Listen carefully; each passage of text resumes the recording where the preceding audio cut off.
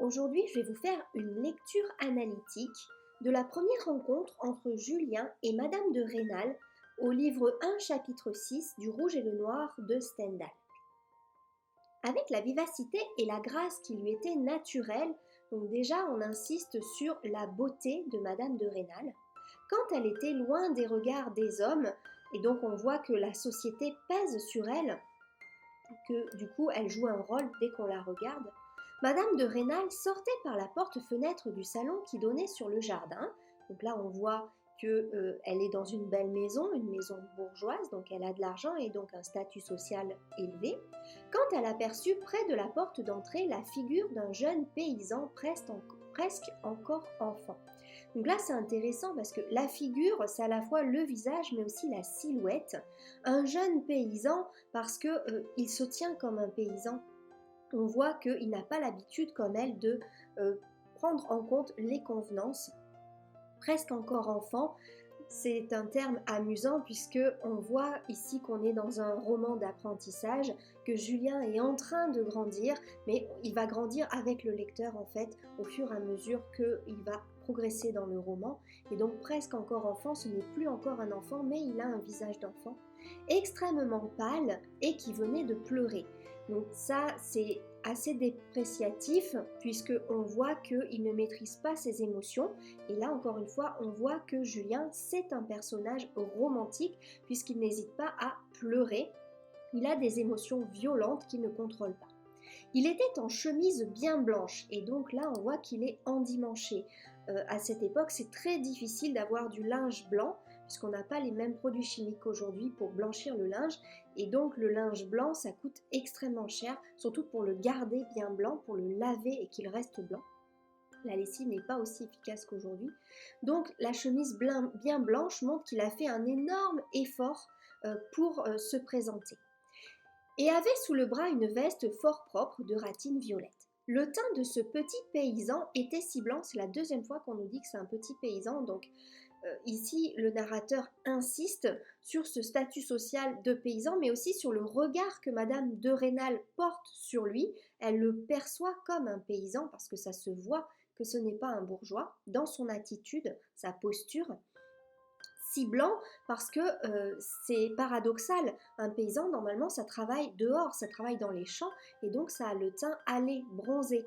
Ici, c'est un paysan qui a le teint blanc. C'est surprenant. Et pourquoi Julien a le teint blanc? C'est parce qu'il passe son temps à lire, en fait. Et donc, il est à l'intérieur.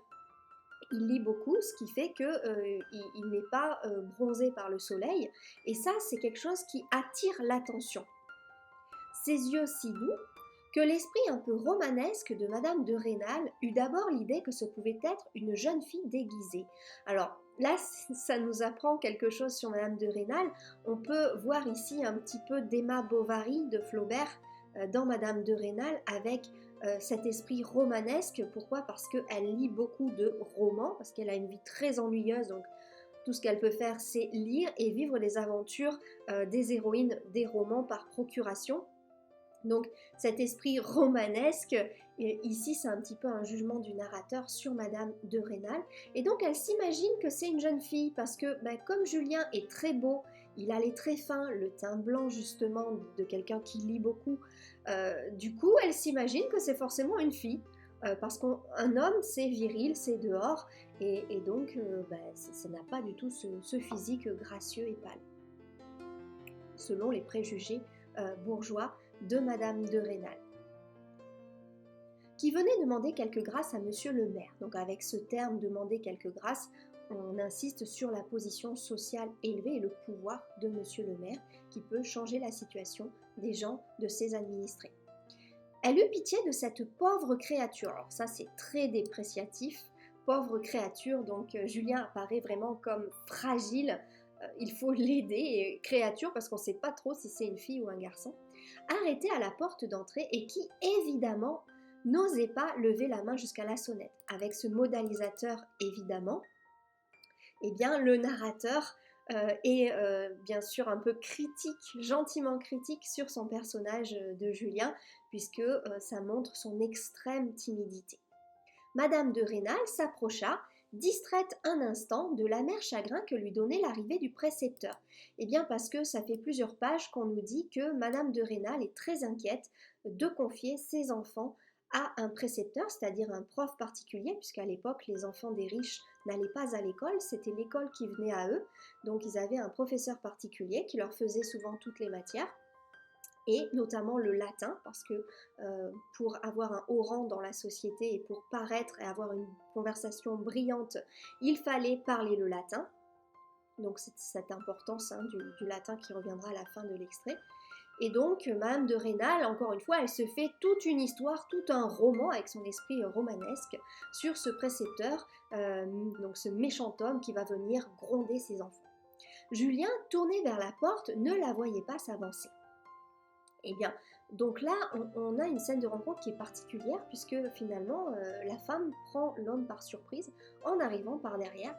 Julien, donc, il tressaillit quand une voix douce lui dit tout près de l'oreille: « Que voulez-vous ici, mon enfant ?» Et donc ici, il y a une sensualité quand même de cette voix douce, mais on voit que l'approche de Madame de Rênal est une approche très maternelle et que donc cette sensualité, elle est perçue essentiellement par Julien, mais pas par Madame de Rênal. Donc là, c'était le premier mouvement du texte. On arrive au deuxième mouvement. Dans ce deuxième mouvement, on va voir comment Julien tombe amoureux. Donc Stendhal, c'est important de dire que c'est un grand théoricien de l'amour. Il a écrit un essai sur l'amour qui s'appelle De l'amour, où il explique notamment le phénomène de cristallisation, c'est-à-dire comment on tombe amoureux. Et il avait déjà perçu que les hommes et les femmes ne tombent pas amoureux de la même manière. Aujourd'hui, c'est démontré scientifiquement. Les hommes tombent amoureux avant tout par le regard. Donc ils tombent amoureux de la beauté de la femme et ensuite ils veulent la connaître une fois qu'ils sont amoureux. Alors que la femme, c'est le contraire. Les femmes vont d'abord observer et tomber amoureuses des qualités morales de l'homme. Et s'il a suffisamment de qualités morales et physiques, elles pourront tomber amoureuses. Mais le physique ne suffit pas pour séduire une femme. Il faut des qualités morales, il faut du temps aussi, puisque la femme, eh bien, elle va analyser, voir si elle peut être sûre du comportement de l'homme, alors que l'homme, il tombe amoureux avant tout d'une image. Donc aujourd'hui, les scientifiques ont démontré que Stendhal avait raison, finalement. Julien, donc, se tourna vivement et frappé du regard. Alors, frappé, c'est important parce qu'on a cette image du coup de foudre avec le champ lexical du coup de foudre frappé, du regard si rempli de grâce de Madame de Rênal. Alors, la grâce, c'est quelque chose de surnaturel, donc elle a une beauté qui est perçue par Julien comme surnaturelle en fait. Il oublia une partie de sa timidité. Bientôt étonné de sa beauté, encore le champ lexical du coup de foudre, puisque étonné étymologiquement ça veut dire frappé par le tonnerre, donc frappé par la foudre, il oublia tout, même ce qu'il venait faire. Madame de Rênal avait répété sa question, donc elle a encore les pieds sur terre, elle est bien ancrée dans la réalité, alors que lui, il plane déjà, il est déjà amoureux. « Je viens pour être précepteur, madame, lui dit-il enfin, tout honteux des larmes qu'il essuyait de son mieux. » Donc Julien se rend compte qu'il ne se présente pas sous son meilleur jour, et comme on n'a qu'une seule possibilité de faire une bonne première impression, il se dit que pour lui c'est raté. Or, ce n'est pas vrai, parce que Madame de Rênal, qui a donc un caractère romanesque, comme nous l'a dit le narrateur, eh bien, elle va être touchée, en fait, par la sensibilité de Julien, qui est tellement différent de son mari, qui est en fait une brute intéressée uniquement par le statut social et l'argent, alors que Julien, lui, il a des sentiments. Même s'il deviendra ambitieux au point de la quitter, à ce stade-là du roman, c'est encore un jeune homme, on est dans un roman d'apprentissage, et donc c'est un adolescent, il a environ 18 ans, Madame de Rênal a environ 30 ans, donc elle est encore jeune et belle, et donc du coup, ce sont deux sensibilités qui se rejoignent, et on voit que finalement ils vont très bien ensemble. Madame de Rênal resta interdite, c'est-à-dire elle reste muette de surprise. Ils étaient fort près l'un de l'autre à se regarder, donc encore une notion de sensualité. Julien n'avait jamais vu un être aussi bien vêtu et surtout une femme avec un teint si éblouissant. Donc encore une fois, il insiste sur son apparence physique. Elle est belle, elle a un teint éblouissant, elle est bien vêtue, donc elle est à son avantage et c'est ça qui fascine Julien, son apparence. lui parlait d'un air si doux. Encore une fois, l'air si doux. On ne parle pas de sa voix, mais de son air.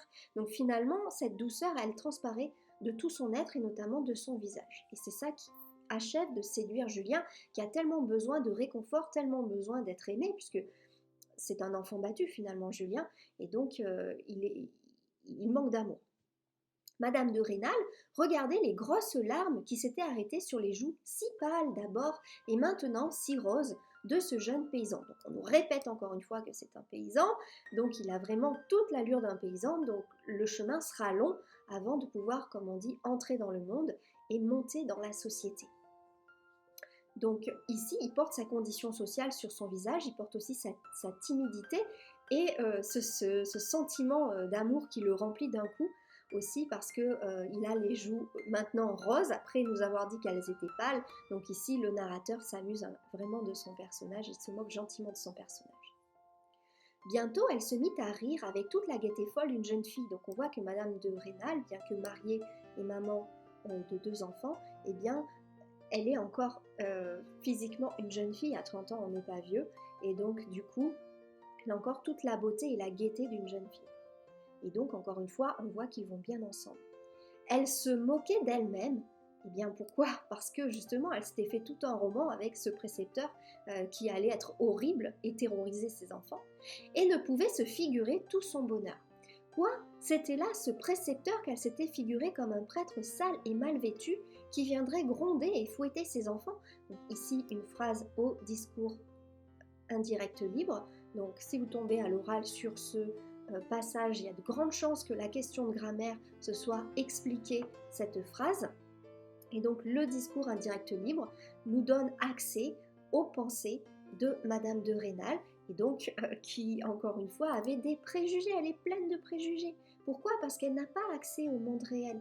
Elle vit dans une prison dorée avec ses livres, et c'est tout en fait, et les compagnies que lui permettent son mari. Donc elle n'a pas accès à la vraie vie. Et donc pour elle, un précepteur, ben voilà, c'était un prêtre sale et mal vêtu qui allait terroriser ses enfants. Quoi, monsieur, lui dit-elle enfin, vous savez le latin ? Et donc là, on a une phrase au style direct qui vient casser en fait le récit, qui vient apporter de la vie et nous faire pénétrer dans l'univers instantané des personnages.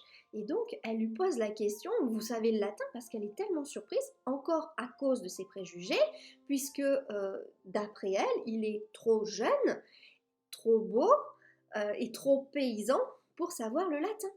Mais on a l'explication justement avec l'insistance que le narrateur a menée jusque-là sur le teint pâle de Julien. Il a le teint pâle parce que justement il lit beaucoup, il passe son temps à étudier. Et donc du coup, déjà on voit que d'un côté il a l'air paysan et d'un autre côté il a l'air instruit. Et c'est des choses qui ne vont pas ensemble, et d'où la complexité du personnage et la possibilité d'évolution qu'on voit déjà, autant en termes d'évolution sociale, mais aussi d'évolution amoureuse, puisque c'est quelqu'un, Julien, qui est plein de mystères, et donc ça va intéresser Madame de Rênal, qui va chercher à le connaître, et donc c'est comme ça qu'après, elle pourra tomber amoureuse de Julien. Donc c'est une scène de rencontre qui est très originale, à bien des égards, et qui est centrée sur le personnage de Julien, ce qui est normal puisque c'est le héros de ce roman d'apprentissage, et que le premier amour, évidemment, c'est une étape très importante de l'apprentissage de la vie et donc de la progression romanesque. Vous pouvez recevoir mon analyse complète de cette œuvre en cliquant sur le lien correspondant dans la description en dessous de cette vidéo. Pour réussir votre bac de français, vous pouvez maintenant souscrire à la chaîne et avoir accès à des vidéos exclusives concernant la préparation au bac de français. Ce sont à la fois des vidéos de contenu et des vidéos de méthodologie. Donc si vous voulez que je vous coache personnellement pour réussir votre bac de français, cliquez sur le bouton « Rejoindre ». À bientôt!